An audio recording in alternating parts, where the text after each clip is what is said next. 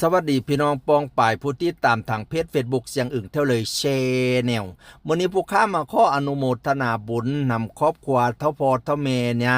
เราเป็นตัวแทนของลูกชายเรานะเสียชีวิตแบบกระทันหันปัจจุบันทันด่วนพี่น้องก็บ่หันเสียชีวิตที่ดอก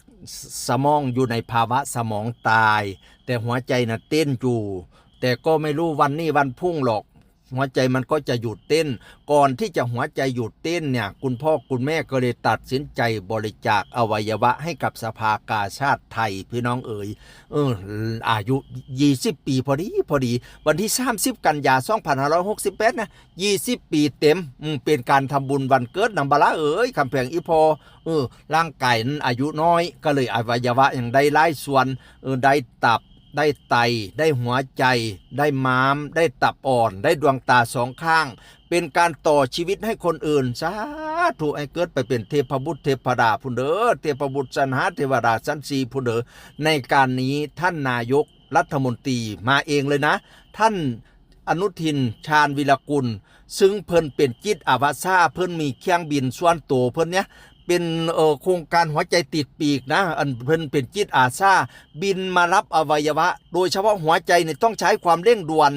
เมื่อบริจาคแล้วต้องเอาหัวใจไปส่งให้กับโรงพยาบาลผู้รับบริจาคเพื่อจะเปลี่ยนถ่ายให้คนอื่นอย่างรีบเร่งบ่ซันมันก็ใช้การบ่ได้แล้วเครื่องบินพาณิชย์มันไม่ทันการเนี่ยท่านนายกก็เลยมาเองเลยเพราะว่าเพิ่นมีเครื่องบินส่วนตัวท่านเคยมารับหัวใจจากโรงพยาบาลเลยครั้งหนึ่งแล้วตั้งแต่โดนแล้วก่อนที่เพิ่นเป็นนายกรัฐมนตรีเพราะเพิ่นเป็นโครงการหัวใจติดปีกหรือยังก็กระจำบ่ได้เนี่ยเห็นบ่เนี่ยรถออกแล้ววิวออกไปแล้วนี่นะรถพยาบาลโรถสุดเซินออกนำหัวใจนำตับนำไตพวกไปขึ้นเชียงไปพวกไปอยู่สนามบินพวกแล้วบัดนี้ท่านนายก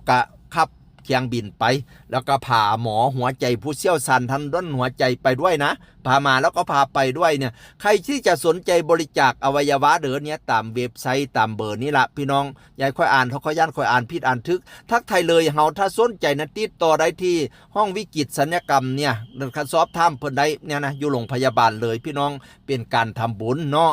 คันสมองมันตายหมอจะวินิจฉัยว่าสมองตายเมื่อสมองตายแล้วก็โอ้ยที่เป็นพักเป็นป่าจักสิไปมืออื่นมือหือก็ทำบุญครั้งสุดท้ายเนี่ยสาธุบุญนำครอบครัวเท่าแม่นี่พร้อมสาธุบุญนำท่านนายกอนุทินชาญวิรกุลพร้อมเนี่ยโครงการหัวใจติดปีกเพิ่นนะครับเชียงบินมาฮับเองเลยก็อย่างว่า